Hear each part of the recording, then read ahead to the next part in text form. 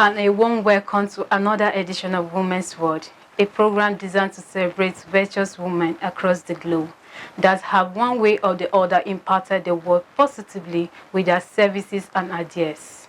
In today's edition, we have the privilege to meet Dr. Dcns Lola BalaGbogbo, a lecturer with Kogi State Tertiary Institution. In our exclusive interview with her, she expressed her concern about parenting. I am Faith Abdulgafar.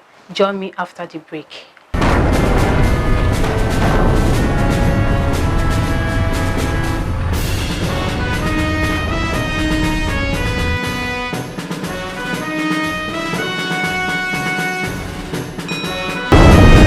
Welcome back. I told you before the break that we shall bring to you our interview with Dr. Dcns Lola BalaGbogbo, a lecturer with Kogi State Polytechnic, Lokoja, and she's also a pastor, coordinator, and a founder of an NGO that takes care of widows.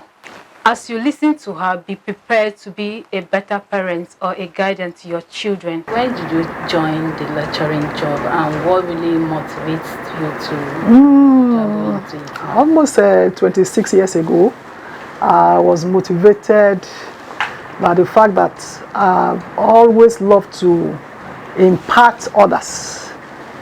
It's because of impartation. We want to change lives. We want to give lives meaning. Talk about impartation, lives.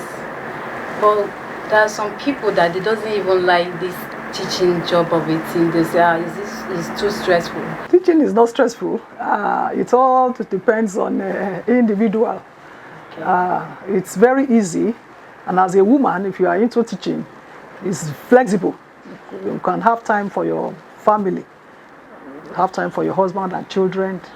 When the students are on holiday, you can also take some time to rest and to also take care of your children. Now, what would be your advice for all those youth that doesn't want to teach? Well, teaching is not just a one-day thing. It takes a process. Okay. You have to go through some stages before you can. You have to be trained. You have to be groomed before you become a teacher. So I want to advise them that they should take interest in teaching because it's a noble profession. The children that we teach today may end up becoming the president of the nation. It's not about the position that matters now, but the fact that you are imparting life, you are changing people, you are molding lives. Who is a mother? A mother is a mentor. A mother is an organizer. A mother is a teacher. A mother is a helper. A mother is an educator. And a mother is a role model. Now you talk about a mother is educator, a mother is a role model. Can you give us more light on that so that we understand you? Okay, as a role model, you are like a mirror. Okay. People look at you, your children look at you.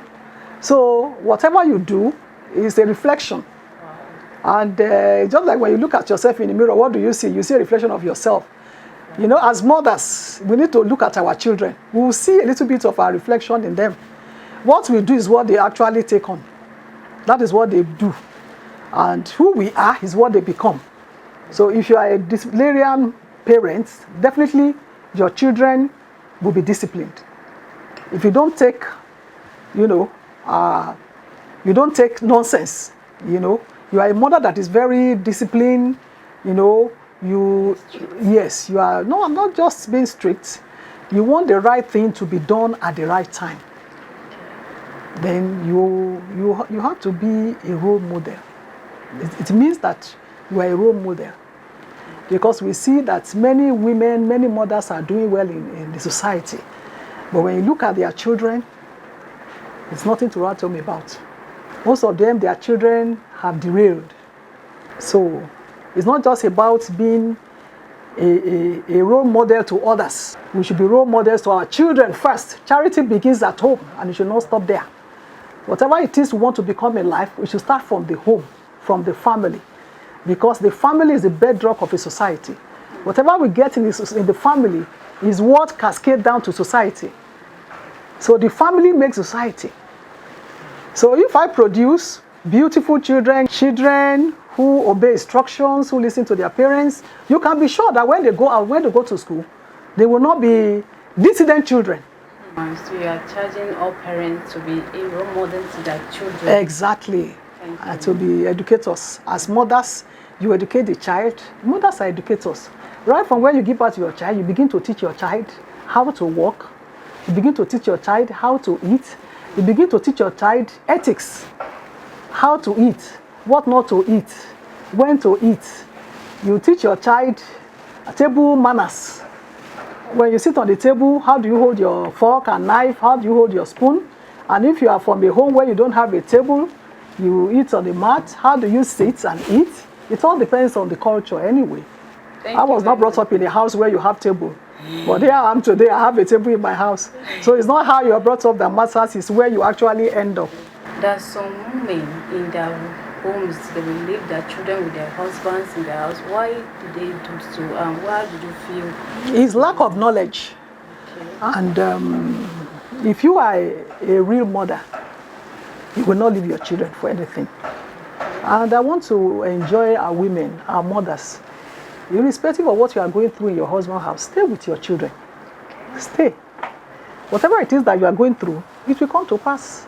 If you have faith in God, and you believe that these two will come to pass, then you will know that your children, they have a future. And that, there's a role model in the Bible, and that's Jochebed, Moses' mother. And her son was almost being killed. But she had faith in her son. And because she stayed, when she was supposed to take her child to the river, she didn't want to release her child. She was supposed to release her child to be killed. She held on to her child for 3 months. And when she was hearing the soldiers, she was hearing the soldiers' footsteps coming to, she took her child to the river. Fortunately, the king's daughter came and rescued the son. And imagine if she had released Moses to be killed. Moses later became deliverer of the whole Israel. So you never know what your child can be. That your child may be a deliverer. That your child may be the future president. So please, don't ignore any child. Don't look at a child as if that child does not really matter. Or a child is irrelevant. Every child is relevant. Every child has value. So when you have a child, stay with your child, nurture your child, respect what you are going through. Have faith that all things will be well. So that is why I say those who leave their children is because they lack knowledge. If you have knowledge about who a mother is, a mother stays to the end. A mother endures. If you are not there, nobody can be like you. Okay, ma. Thank you very much. Thank you. I will still talk about the issue of women leaving their husband's house. At times, some of them dead, divorce. Okay. One thing or the other made them to okay. I know there may be some very terrible situations that they can no longer. Yes, for such, I would not. If it has to do with death or is life threatening, I wouldn't advise any woman to stay on. But even if you are going, there should be an understanding between you and the man. You and your husband, there should be understanding on who to take care of the child. And even if you are not granted the custody of your child, ensure that you follow up and know what is happening to your child. Take time to go to your child's school, find out what is happening to your child, find out about your child's performance, find out about your child's spiritual level. And from that, you can make impact. You can actually change a whole nation by changing the life of your child. To talk about crime and evildoers in the society today. Okay. What would be ways that a mother could handle this situation in our present society? Thank you very much. I always say something. Charity begins from home, and it should not start there. It should not stop there. If you are a mother and your child is in the nursery school, and your child comes home with a ruler that is not his, when your child comes home from school every day, check your child's bag. That ruler in your child's bag, did you buy it for your child? If it's not among the things you bought for your child, ask the child to return it back to the owner. But if you ask the child, you see that your child is bringing something home that is not his, and you are saying okay, and you accept it as his own. You need to constantly let the child know that whatever is not your own, don't take it. Whatever does not belong to you, you don't pick it. Return it. Even if you did that mistake by mistake, it should be returned. So from there, there's a consciousness. You are building a mindset in the child. And the child grows up to know that what is not his should not be picked. So you say it starts from the childhood? It starts from the childhood. Okay, man. So, all right. So if every mother, every parent can do that, we will change our society for the better. Finally, Mark, what would be your few words of encouragement to women out there and mothers that are being abandoned by their husbands, children, and ladies, and they lost hope of living? So what would be your not to lose hope. And I also want to say that we are living in an era of globalization, and the world is becoming more globalized, and times are changing. There are times when women stay at home without doing anything. But I want to encourage every mother. If you're a mother, you have to do something. Find something to do. If it means to sell pure water, get a bag of pure water and start selling. Don't depend on your husband for everything. When the unimaginable happens, you will be able to cope. And you have a means to sustain yourself and your family. It is when you don't have anything to do. If your husband knows that you contribute to the economic upkeep of the family, then your husband will not talk to you anyhow. It's when you are not doing anything that your husband will talk to you anyhow. But what about those ones that their children left them, that are one thing or the other? They heard that the father, maybe at times the father will have misunderstanding with them. They'll be like, oh, your mother did this, that is why I sent her away. And the children will now draw that attention that, okay, this is what my mother did, that my father sent her away. So they will not even care about her. What would be your advice to them? You mean children? Yes. Okay. Their mom. Well. Mother, there's nothing like a mother. And mothers are gold. Mothers are very precious. Every child should cherish his or her mother. Irrespective of what your mother has done to you in the past or even the present, your mother is your mother. Learn to forgive. Forget the past and start afresh. Appreciate your mother. Whatever it is that has caused maybe the rift or misunderstanding, just a question of understanding one another or each other.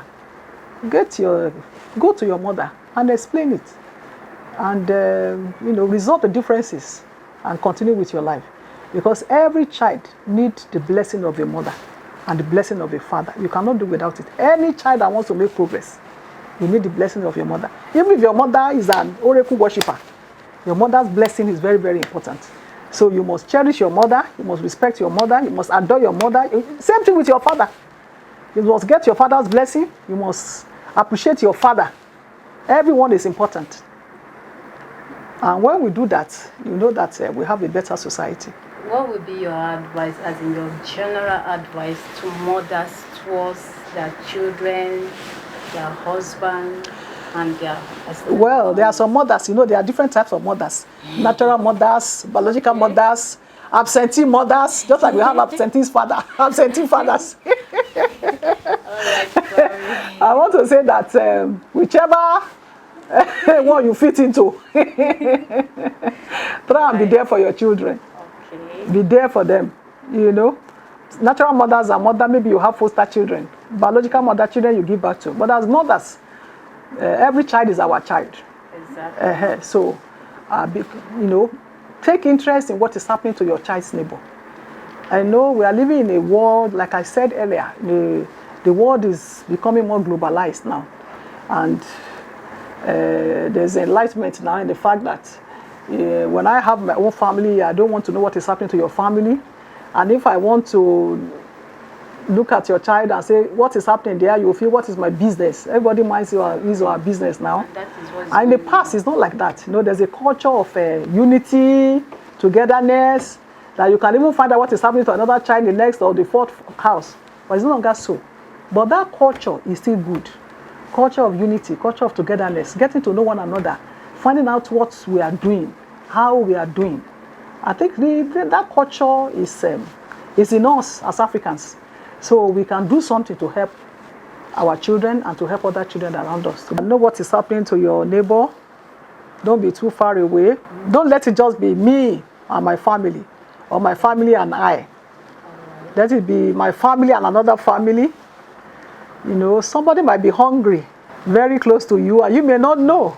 And that child that you don't really care for may be the one that will point a gun at you if you are not careful. Situation whereby you offer help to your neighbor's child and they will be like, what did I send you? Why are you doing that? What will be your own? Well, whatever you do it for God. You don't do it for man to commend you. Okay. So whatever you do it because God says to do it. When you do anything, don't wait for reward. It's God only that rewards. Thank you very much, ma'am. Thank you. And that is all for today. Join me next week, same time, via these channels to celebrate our women. Remember, a successful woman is one who can build a firm foundation with the breeze others have thrown at her. And according to Elizabeth Candice Stockton, the best protection any woman can have is courage. So I say to you today, in whatever situation you find yourself, just be encouraged. I am Faith Abdulgafar. See you next week.